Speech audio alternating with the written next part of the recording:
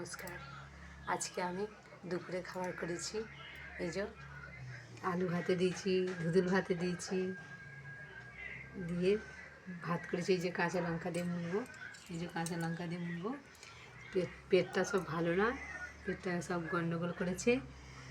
আর বললো যে ঝাল ঝোল কিচ্ছু খাবো না, সিম্পল আলু ভাতে ভাত করেছি বন্ধুরা।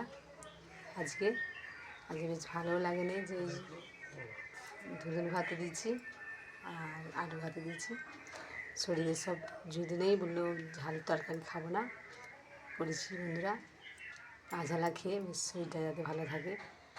বন্ধুরা পাশে থাকবে, কমেন্ট করবে, লাইক করবে, শেয়ার করবে, সাবস্ক্রাইব করবে।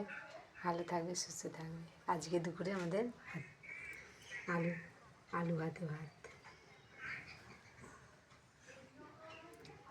পেট সব ভালো না, শাশুড়ির শরীর ভালো না, যার জন্যে আমি সাদা মাটা